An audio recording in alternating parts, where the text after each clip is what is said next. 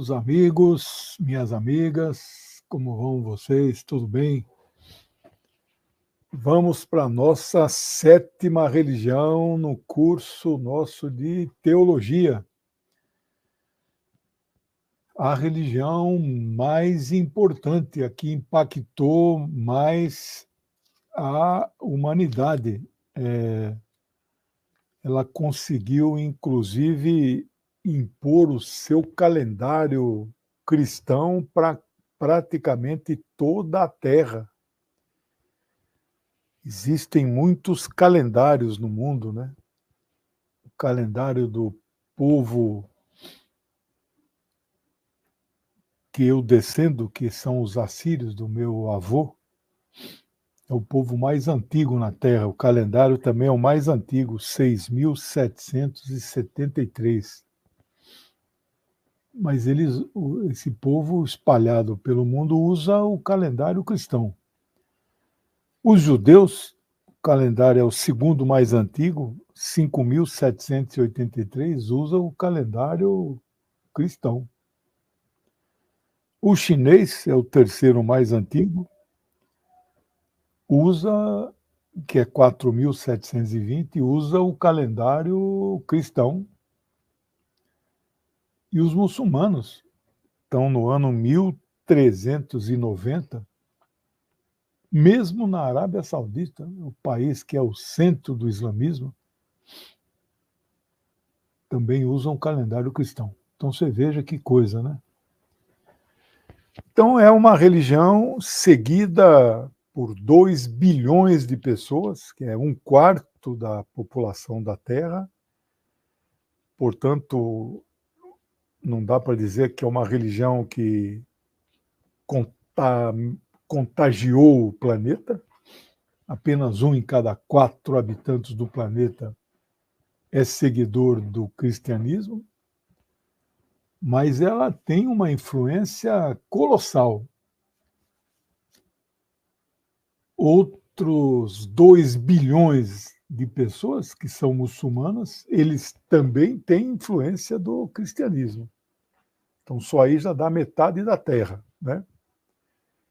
E a outra metade ou segue o calendário ou tem algum valor cristão.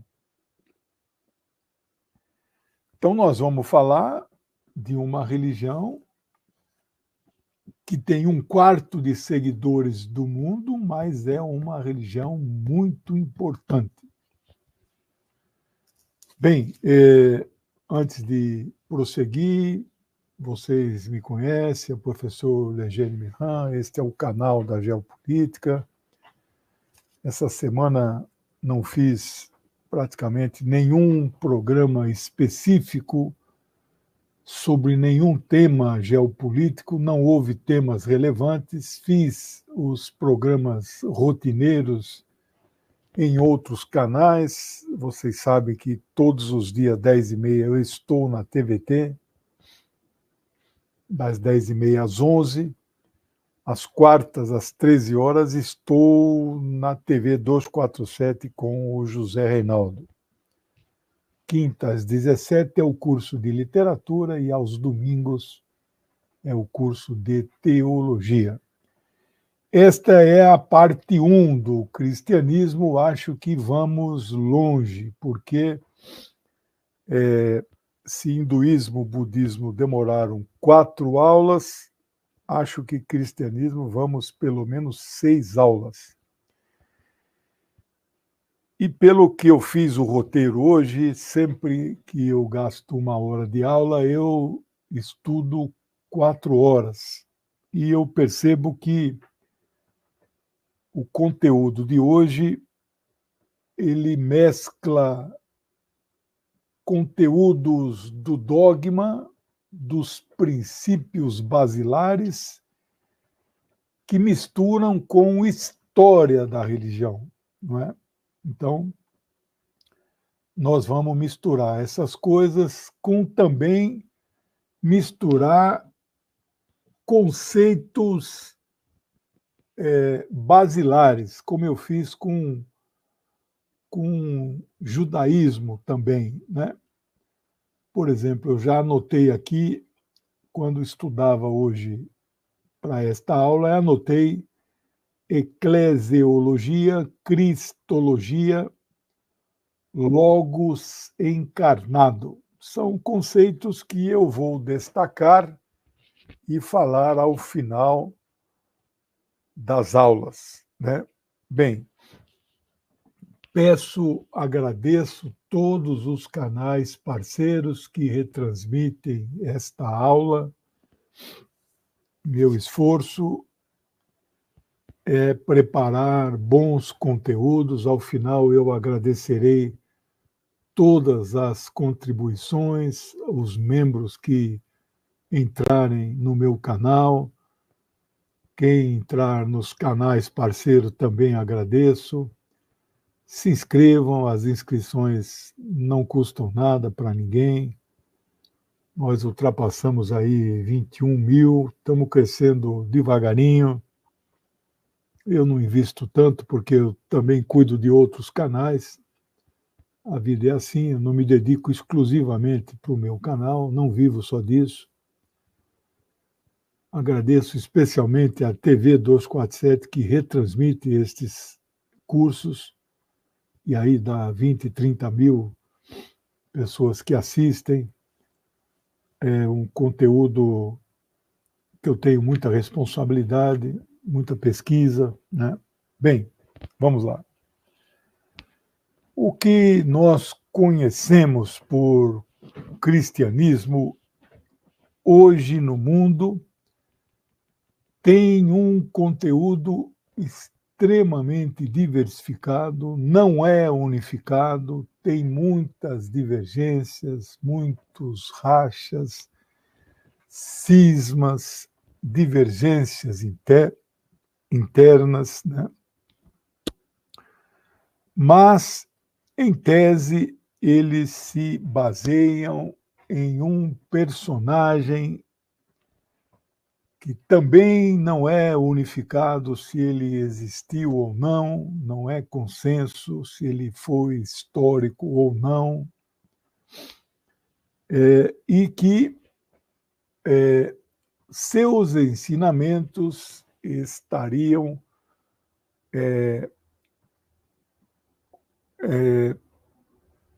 consolidados, não é o termo, né? Expostos em 4 evangelhos considerados canônicos pela Igreja, que era única quando eles foram escolhidos como canônicos. Existem outros evangelhos, pelo menos 9, eu tenho todos eles unificados em um volume grande, comentados. Li todos eles, não sou teólogo, mas estudo religiões há muitos anos, pelo menos 86 dá 38 anos, né? E Tomé, Filipe, Madalena, Maria, Judas é um dos mais interessantes. Nenhum desses foi recepcionado pela cúpula da igreja que foi se consolidando nos primeiros concílios ecumênicos, né? O primeiro dele foi convocado pelo imperador Constantino em 325. Vamos falar muito desses primeiros concílios ecumênicos. Enganam quem diz que esse concílio elevou o Império Romano a cristianismo, a religião de Estado, está errado. Erra e fala bobagem também quem diz que foi nesse concílio que os 4 foram escolhidos, né? Mateus, Lucas, Marcos e João, nessa ordem, bobagem, né? Muita gente fala coisa que o brasileiro ele é especialista em tudo, né? E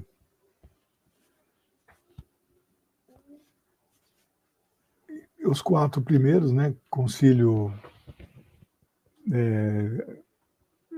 Niceia, Constantinopla, Éfeso e Calcedônia, né? Calcedônia tem o primeiro racha, né? Que vamos falar desse primeiro racha, 451, né? E vamos falar do grande racha, que não é o de 451, que esse é um racha mais das igrejas, pequenas igrejas orientais, né? O grande racha é o de 1054, que é o que separou a igreja do Oriente da igreja do Ocidente. Mas vamos falar dos rachas protestantes, né? Dos anglicanos, luteranos e calvinistas, né? Bom, e esse cristianismo, ele se baseia, então, não só nesses 4 evangelhos, mas também em mais 23 outros livros. Alguns não são propriamente livros, mas são epístolas, das quais 13 são de Paulo.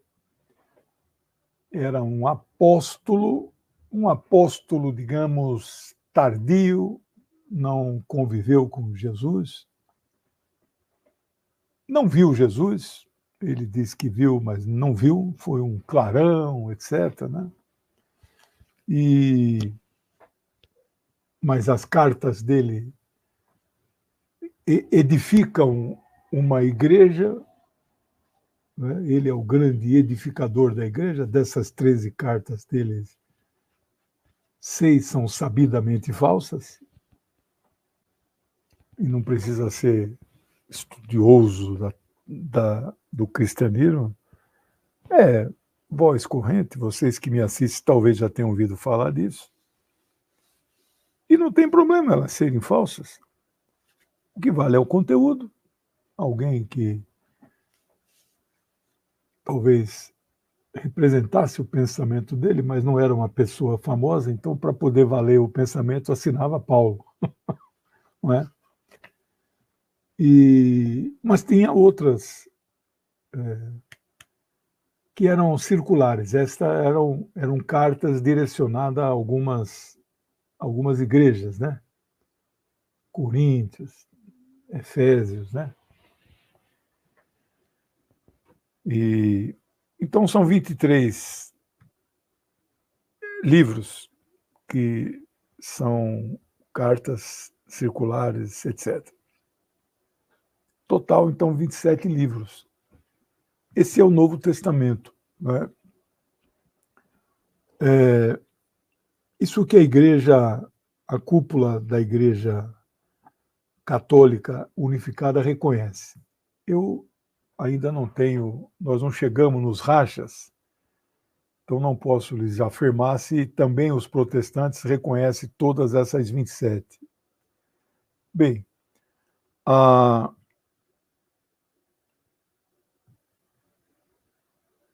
Jesus fundou uma nova religião.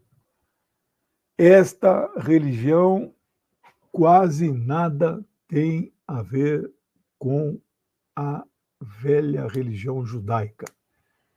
Este cristianismo, ele começa como uma espécie de movimento que visava, né, reformar o judaísmo, que fala-se que teria 2.500 anos antes da Era Comum. Não é verdade, provavelmente.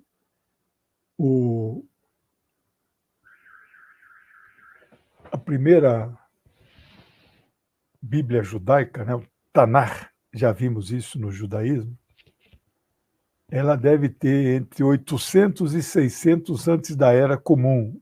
Tudo antes disso era a cultura oral, a transmissão oral, né? E não sei se essa cultura oral resiste a 2.500 anos, intacta, né, sem mudanças, e mesmo com mudanças, se uma cultura resiste a esse tempo. Bem, e para mim sempre foi muito claro que o Deus do Velho Testamento nada tem a ver com o Deus que este ser chamado Jesus, seja ele humano ou divino, ou as duas coisas, que esse foi um debate que durou aí até o último dos 4 primeiros concílios ecumênicos, sobre a divindade de Jesus, sobre a dupla, né, substância de Jesus, seja o que for, não é? O que ele pregou não tem a ver, ele é um Deus complacente, Deus de amor, Deus da justiça, Deus da igualdade, Deus da tolerância.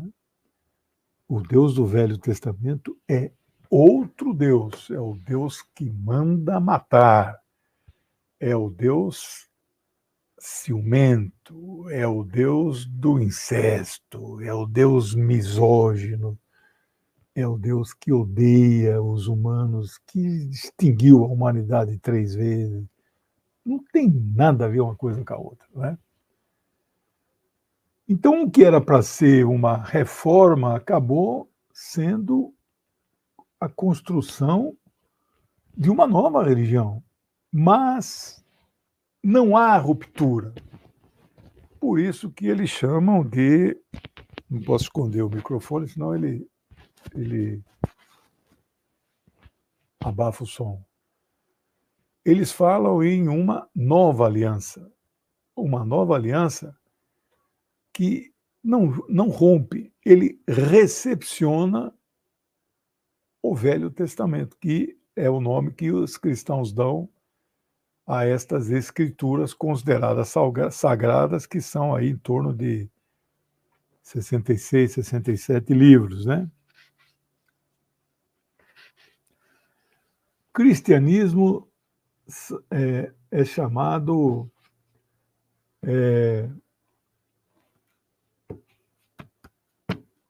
meu amigo Wagner Campanello presente, eu mandei para ele aí uma coleção aqui. Falando em coleção, é essa aqui, né? Se vocês puderem adquirir. O último livro do mal, eu publiquei alguns artigos do meu amigo Wagner, né? Pesa 2,5 kg, viu? 1.750 páginas e tem 750 ilustrações legendadas, tá bom? Vocês me ajudam muito. Já não. Se não servir para nada, você pode, se não for uma academia, você pode ficar fazendo, fazendo flexão aqui. Pesado, viu? Daqui a pouco põe na tela aqui o endereço do meu site. Você pode adquirir junto com a caneca revolucionária aqui, ó. Olha os 5 aqui, ó. Esses 5 aqui, ó. Se não mudaram o mundo, criaram ideias para pôr na nossa cabeça aqui, ó. Se não mudaram ainda, estão mudando, viu? Bem, religiões abraâmicas, o nome estão dizendo, né? Tem lá Abraão como um centro irradiador, né? Então o nome está dizendo, né? Abraâmica, então, são judaísmo, cristianismo e islamismo. Está aí o nome da editora, a parte editora.com.br. Quem quiser fazer qualquer doação para ajudar o nosso trabalho, está aí. E o meu zap, você manda um oi para mim, você entra na minha lista de transmissão, recebe tudo, todas as circulares minhas, né? Mas fora essas três grandes, os estudiosos aí, teólogos, dizem que aquela religião chamada Fé Bahá'í, que tem no Irã, tem 5 milhões de seguidores, eles consideram religião abraâmica. Os drusos, que são muçulmanos, mas é uma corrente dentro do islamismo, se consideram religiões abraâmicas. E não sei por que cargas d'água, o Alteres, legal, com a caneca, né? Obrigado.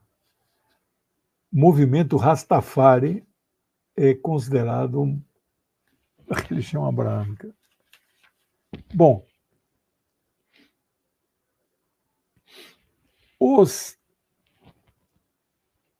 as bases de dados das Nações Unidas indicam que cristãos seriam maioria é metade mais um, da população em 157 países do mundo. A ONU tem 193 países, então você veja que não é pouca coisa. Não é que pode ser 100 países que têm 5 milhões de habitantes, né?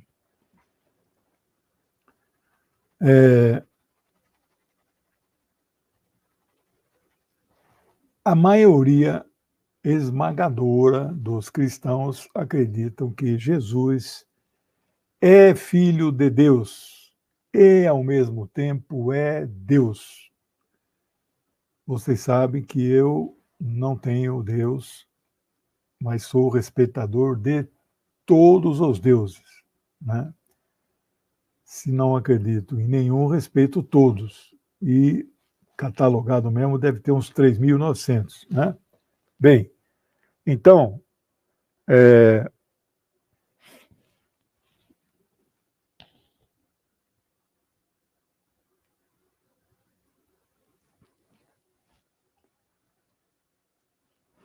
tem uma pequeníssima parte que eles foram excomungados da igreja, né? Nestorianos e arianos, né? Que não crê na divindade de Jesus, né? Só depois que ele morre, que... Mas isso não é a principal questão, né? Mas, então ele diz que ele se fez Deus, não nasce Deus, né? Mas, de qualquer maneira, ele é o Messias que estava anunciado pelos profetas do Velho Testamento. Nós vimos quais são esses profetas maiores, profetas menores, está tudo lá nas aulas, né? E ele veio para nos salvar dos nossos pecados. Eu também, na minha cabeça de uma pessoa não religiosa, eu fico pensando assim, né? Qual foi a utilidade do seu sacrifício, né? Se adiantou alguma coisa, se salvou a humanidade, né? Bem,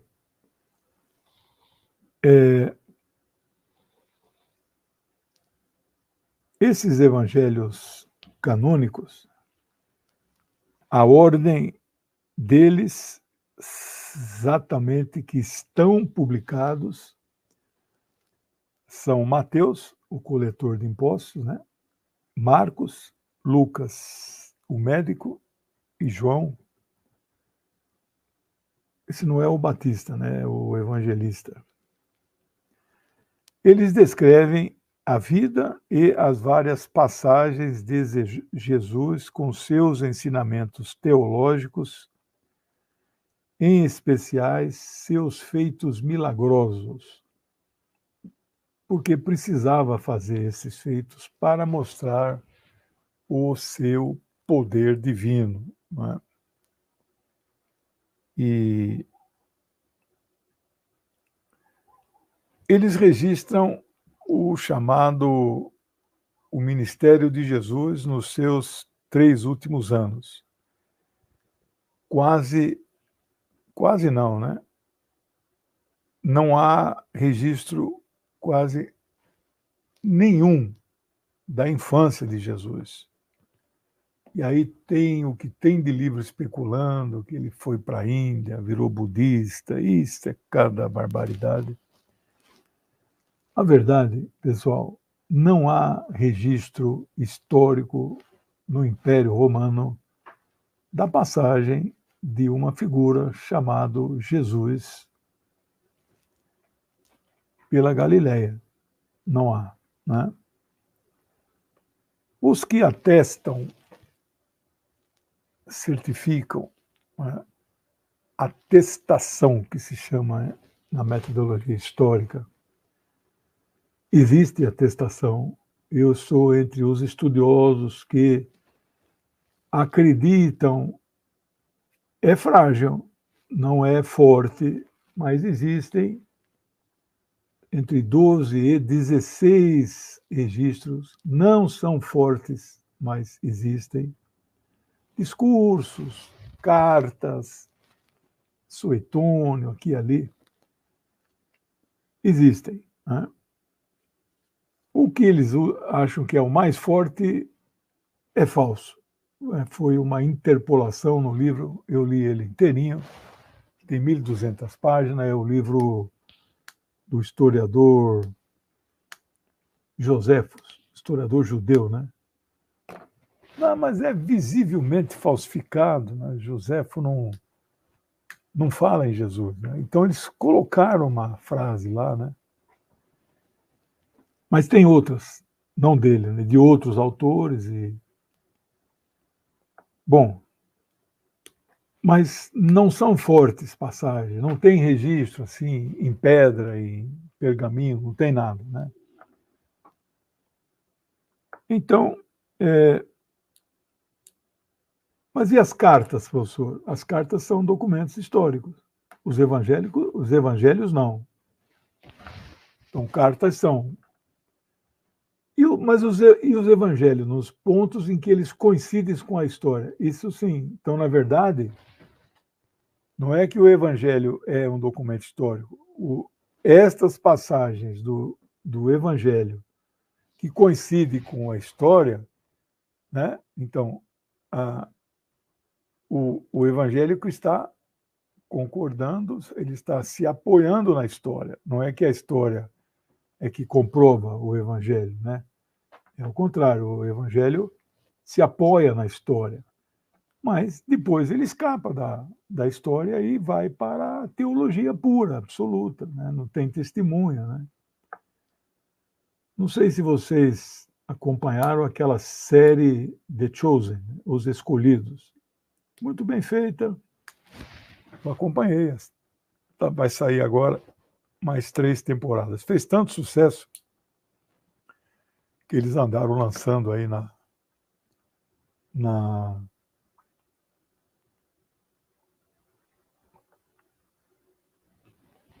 no cinema, capítulo 1 e 2, e 3 e 4, para ganhar dinheiro, né? Porque na Netflix, quem assina, assiste de graça. Né? De graça, assim, entre aspas. Né? Mas tá para entrar as 3 temporadas novas, né? 4, 5 e 6, na verdade. É muito boa a reconstituição, muito fiel aí a uma versão mais progressista dos acontecimentos na época, né? Bom, você vê que Mateus, o coletor, ele abandona tudo, ele é o mais letrado de todos, né? E o tempo todo ele anota, né? Parece que ele tem uma caneta Bic, porque a escrita não tinha um caderninho assim com, né? Um bloquinho assim encadernado, né? Não existia isso na época, não tinha papel, né?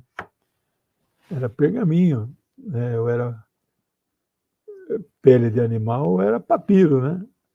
O tempo todo ele anota, né? Bom,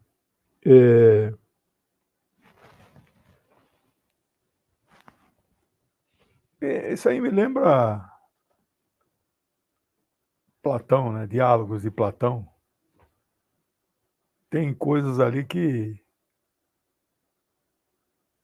quando Sócrates fez o discurso que antes de morrer ele toma veneno na cicuta, o Sócrates não estava presente, né?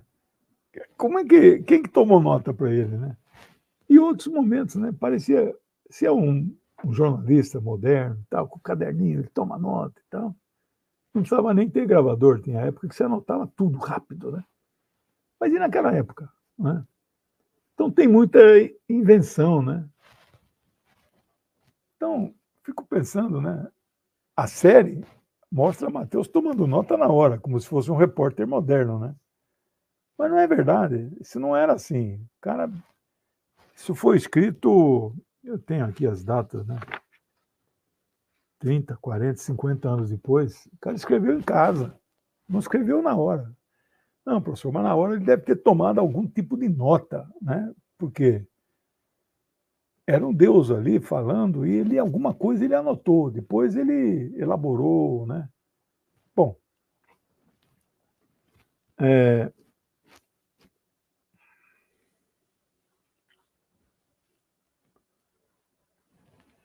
as partes mais importantes desses evangelhos são os momentos finais da vida, né?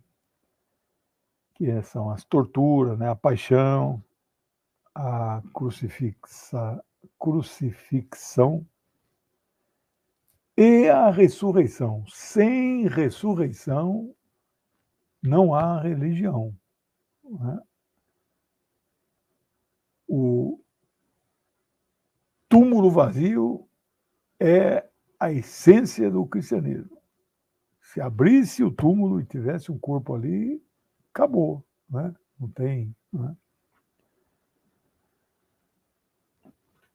Porque a essência é essa.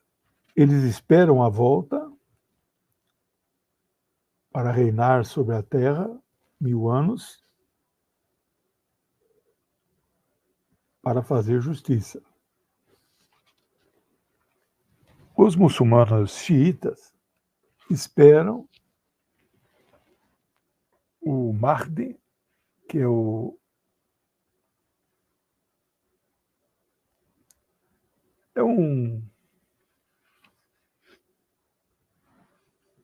como é que é?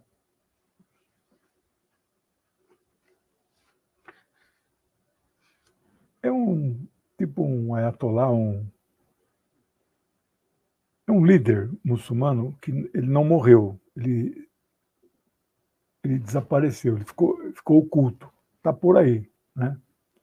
Mas ele vai voltar. Eles dizem que vai voltar e vai governar o mundo por 1000 anos junto com Jesus Cristo, para fazer justiça. Então você vê que essa simbiose, assim, esse sincretismo, né, que o candomblé tem com o cristianismo, o islamismo fez isso com o cristianismo, né?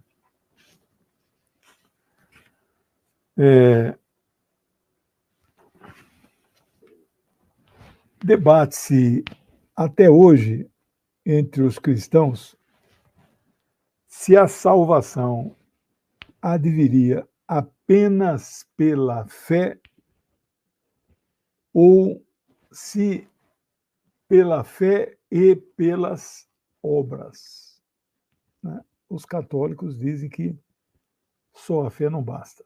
É preciso fazer algo. É imperioso que tenham boas obras. Que são boas obras? Boas ações, feitos exteriores, de preferência que ninguém precise ficar sabendo, né? Assim, existe um conceito chamado de justificação, que é basilar no cristianismo. Vejamos uma circular de Tiago, irmão de Jesus. Havia uma luta na igreja primitiva entre Tiago e Paulo. Eu, que estou fora dessas lutas e dessas igrejas, sempre torci por Tiago. Se Tiago tivesse vencido, acho que o rumo da igreja seria outro. isso na igreja primitiva, eles mandavam circulares que era diferente das epístolas paulinas, que eram cartas endereçadas a determinadas igrejas. Então veja o que diz Tiago. Justificação é a obra mais excelente do amor de Deus. É a ação misericordiosa e gratuita de Deus, que perdoa os nossos pecados e nos torna justos e santos em todo o nosso ser.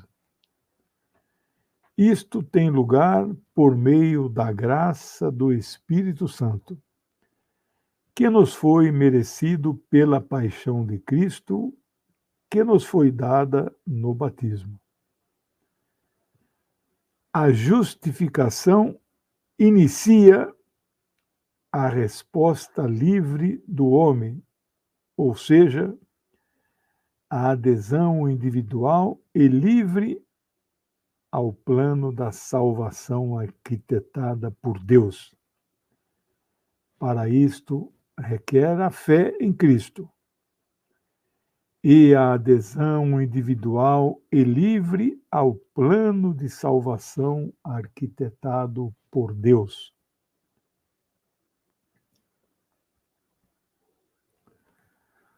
O homem é justificado pelas obras e pela fé. Aqui, então, é Tiago 2,24. Porque sem fé a obra é morta. Então, há uma relação entre fé e obra e fé. Né? Isso é Tiago. Aqui outro conceito basilar do cristianismo é a dualidade de Jesus. Ele é humano e Deus ao mesmo tempo. Morreu no terceiro dia, morreu e ao terceiro dia ressuscitou. Antes de subir aos céus para ficar ao lado do seu Pai, então, ele é filho do Pai, é Deus, e é Pai, e é Filho, é tudo ao mesmo tempo.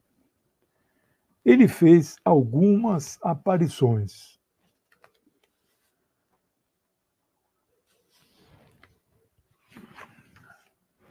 O início do cristianismo começa como aquele movimento de reforma que eu já disse, né? Mas ele foi ficando claro que eles criaram uma nova religião, isso não tem a menor dúvida, né? Uma grande diferença, são muitas diferenças, né? Eles guardam os domingos, os judeus guardam os sábados. O primeiro dia útil na semana em Israel é exatamente o domingo. Hoje é domingo, é o dia que ninguém trabalha no Brasil. Quer dizer, modo de dizer, né?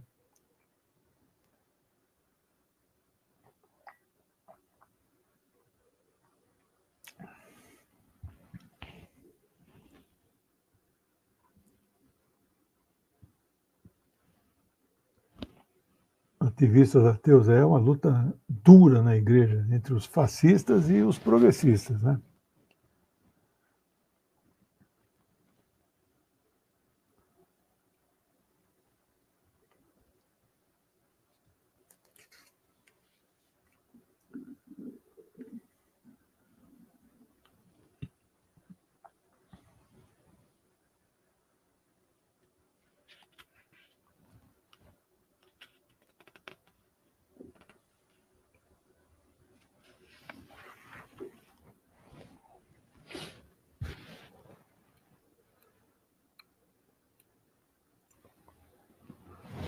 Sobre os evangelhos, nós vamos falar muito ainda deles, mas nenhum dos nomes que aparecem não foram os redatores.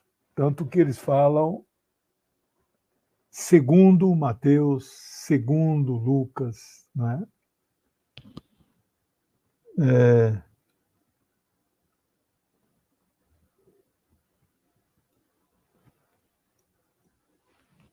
Marcos é o mais antigo, mas não é o primeiro, né?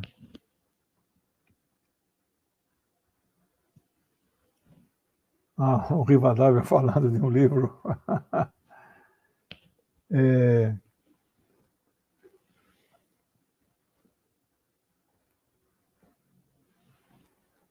Certo.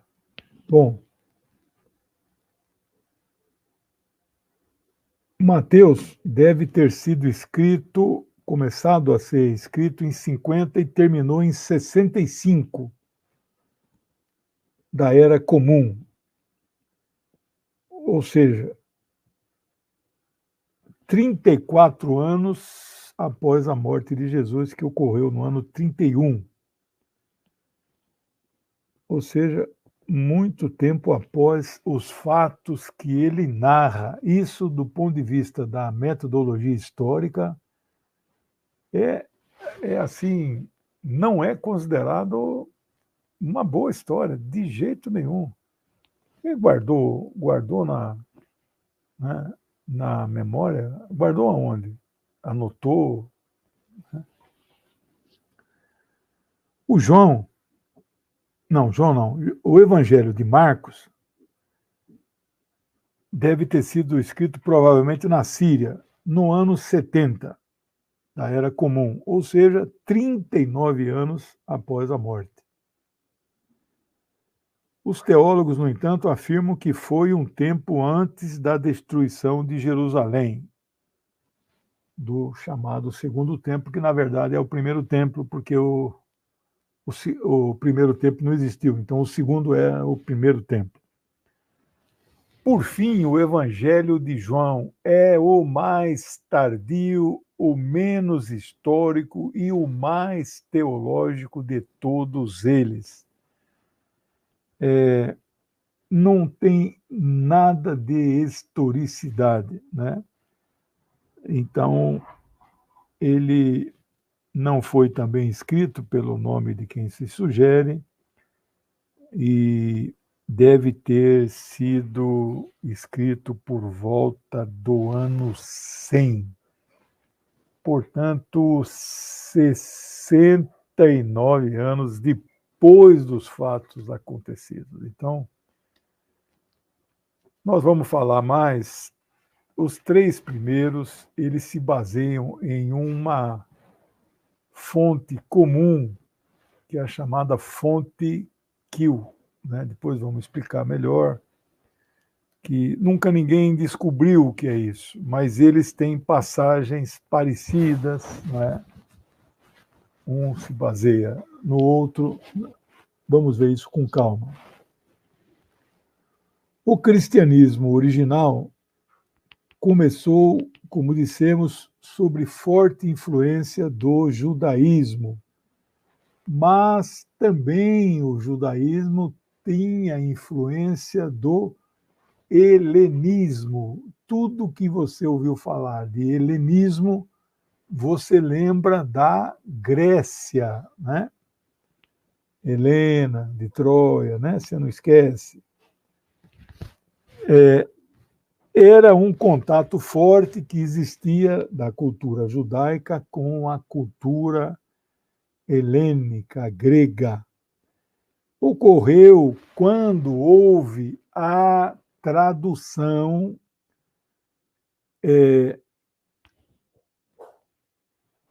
da Bíblia, Tanakh, a Bíblia hebraica, que se chamava Septuaginta, que foi a primeira Bíblia no papel que se fez no papel. Então, todas as tradições orais foram colocadas no papel. O que eu vou contar para vocês aqui é uma lenda, mas é uma lenda que todo mundo conta, que passou a ser aceita quase que como uma verdade. Por que o nome Septuaginta? Vem de 72.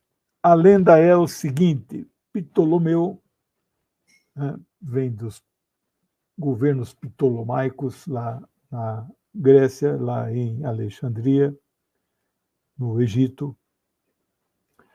Alexandria. Ô, amor, obrigado. Hora do café. Alexandria é um porto. Em árabe é Escandaria.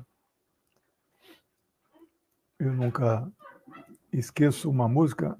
Eu sabia cantar em árabe quando eu era criança. Sei até hoje, né? A gente não esquece certas coisas. Al-Banat Escandaria, as moças de Alexandria. Alexandria em árabe é Escandaria. É um porto grande, ali perto do Nilo, no Suez, né? Desemboca ali no Mediterrâneo, né?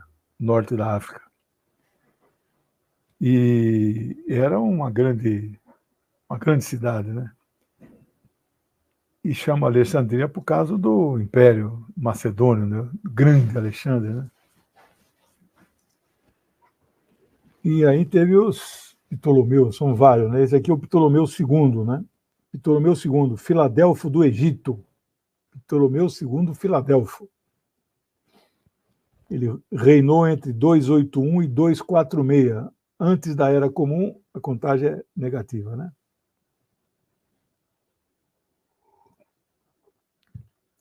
Ele queria consolidar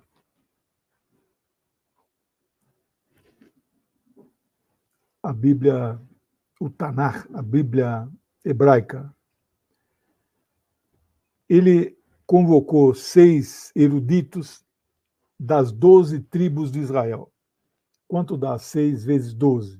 72. Colocou os 6 para trabalhar, para traduzir a Septuaginta. Então, já existia uma Bíblia hebraica. Para traduzir para o grego koiné, que é o grego popular.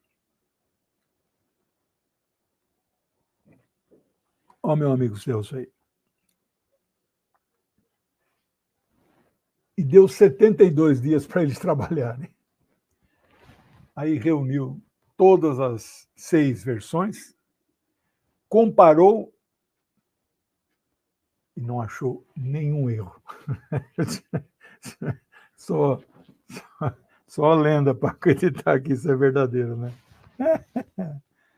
Então, essa é a Septuaginta grega. Muito bem.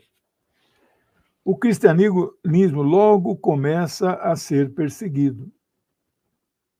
O seu caráter duplamente revolucionário. Primeiro, o perigo do cristianismo é que ele defendia o Deus único, ele era monoteísta. E o Império Romano era politeísta. Né? Mas essa era uma religião também de um caráter libertador. Libertador não só individual das pessoas, pregava o amor, pregava a igualdade, pregava a justiça, mas pregava também a liberdade do povo, liberdade da Galileia, do jugo imperialista romano, né? Claro, não eram todos os cristãos, eram aquele núcleo mais, os zelotes eram mais nessa linha, né? Jesus era zelote, né? Tem um livro que eu gosto muito, né, do Reza Aslan, né, Zelote, né?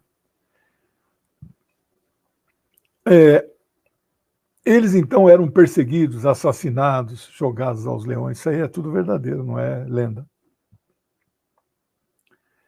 Então, de 31, quando ele foi assassinado, antes disso eles já eram perseguidos, até 313.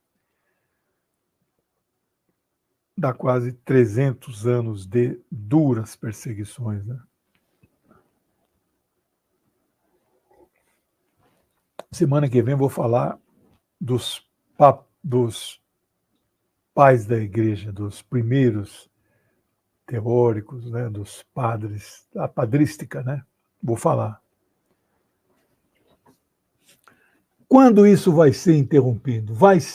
Será interrompido pelo imperador Constantino.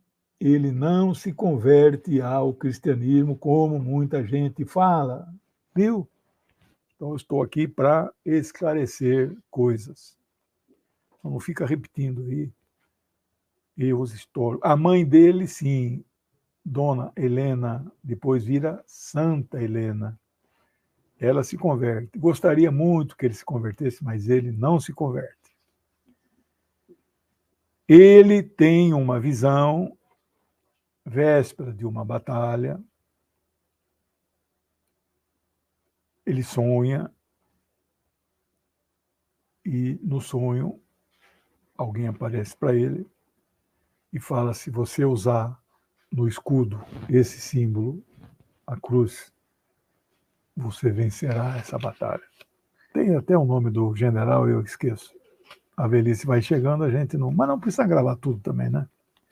Os livros estão aí.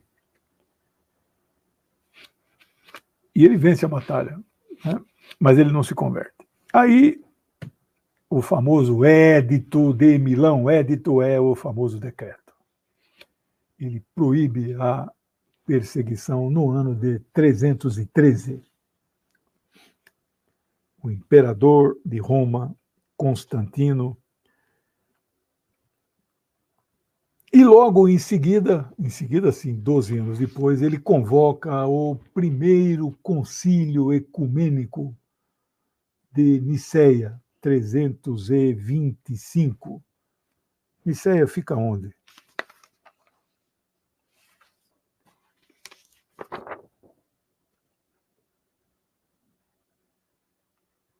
Eu anotei onde fica, mas daqui a pouco está em outro lugar, na Turquia.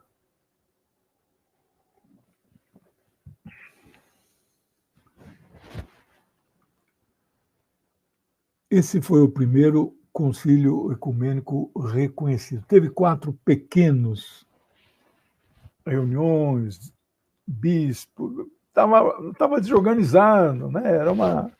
Era uma religião em organização, perseguida. Esse aí, ele convocou os bispos do mundo inteiro. E mesmo assim não veio todo mundo, claro. Durou lá, não sei quanto tempo, meses, foi maio, né? Aí foi uma reunião com o aparato de Estado, né? Ele presidiu, né? Mas não comandou assim, teologicamente, ele não deu as cartas, né? Quais são os principais pontos basilares que se pode dizer são os unificadores da fé cristã na imensa maioria das igrejas mundiais? A partir deste concílio até hoje, a Igreja Latina, a Igreja Católica, a Igreja Luterana, a Igreja Anglicana, todas as ortodoxas e as igrejas calvinistas são as seguintes: crença em Deus Pai, Jesus Cristo como Filho de Deus e no Espírito Santo. A morte, descida aos infernos, ressurreição e ascensão de Cristo. A santidade da Igreja e a comunhão dos santos. A segunda vinda de Cristo, o dia do juízo e a salvação dos fiéis. Isso aí é unificado. Ao contrário da lenda popular que diz que o Concílio de Niceia, está aqui, região de Mármara, na Turquia. Mármara vem do Mar de Mármara. Ao contrário da lenda popular, que este concílio teria fixado os evangelhos canônicos, nunca mais você vai falar isso. Ele, na verdade, unificou a jovem igreja em torno do credo niceno, que tornou-se o seu dogma, que vige até os dias atuais. Teve algumas mudancinhas, né? Que ficou conhecido como credo niceno. que vou ler para vocês. Cremos em um só Deus, Pai Todo-Poderoso, Criador de todas as coisas visíveis e invisíveis. Em um só Senhor Jesus Cristo, Filho de Deus, gerado unigênito do Pai, isto é, da substância do Pai. Deus de Deus, luz de luz, Deus verdadeiro de Deus verdadeiro, gerado não feito, consubstancial ao Pai. Por quem foram feitas todas as coisas que estão no céu ou na terra. O qual por nós, homens, e para a nossa salvação, desceu e se encarnou e se fez homem. Padeceu e ressuscitou ao terceiro dia e subiu aos céus. Ele virá para nos julgar os vivos e os mortos. E no Espírito Santo. Você já ouviu isso em algum lugar, não? E fez o concílio, mesmo não sendo católico, fez, ele convocou, ele deu apoio, ele deu a estrutura, né? Quem dirigiu, né, foram os cristãos, né, os católicos.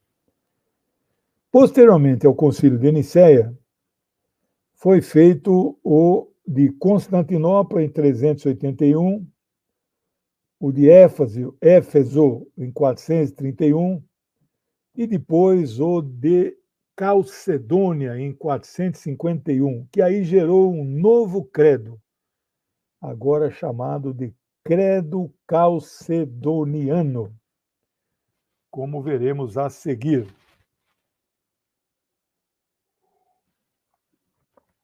Aqui que há, então, aqui há o racha das igrejas orientais.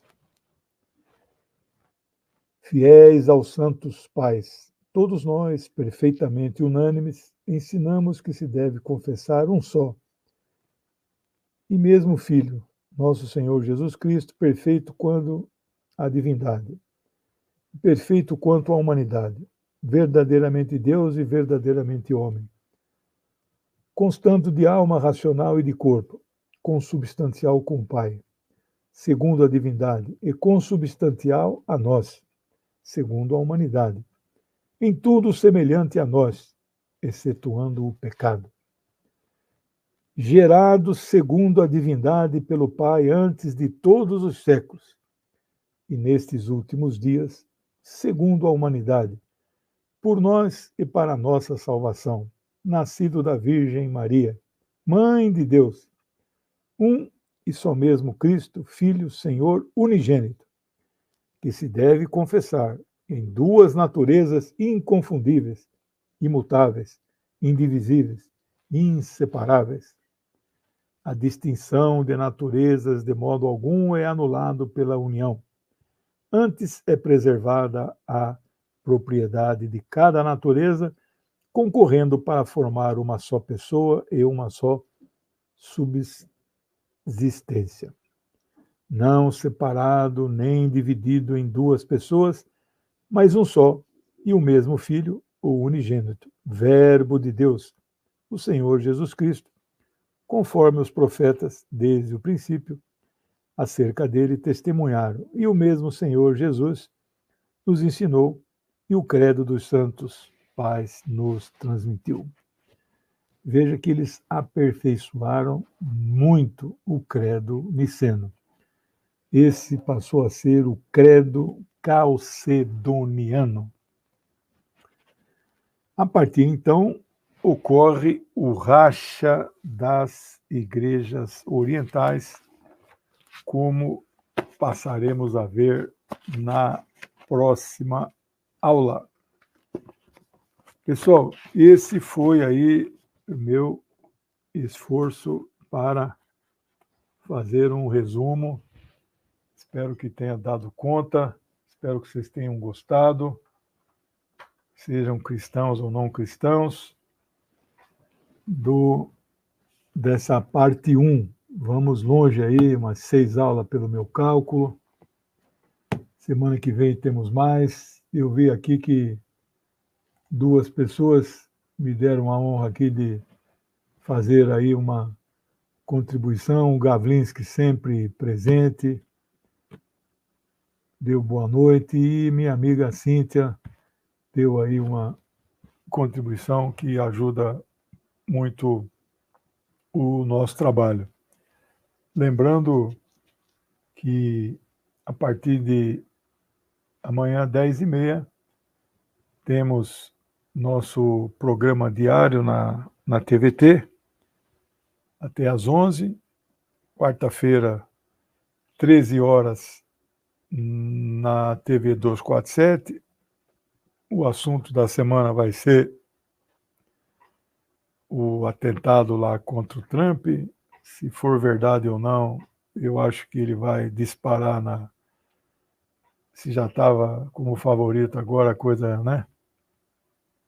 O Biden, que já estava mal das pernas, né? Talvez seja substituído mesmo, né? E quinta-feira, curso de literatura, eu já comecei o terceiro livro. A minha amiga Ana Terra deu uma singela contribuição, que eu agradeço muito. Comecei o Don Quixote de La Mancha, já foi a primeira aula. Acho que vou gastar...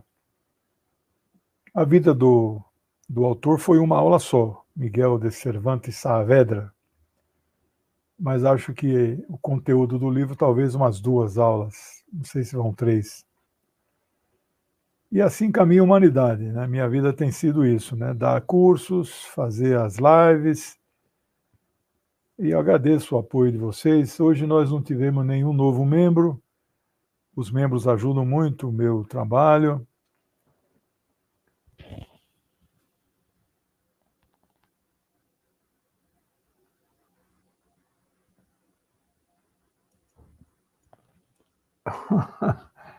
O Rivadavia aqui falando aqui uma reflexão, né?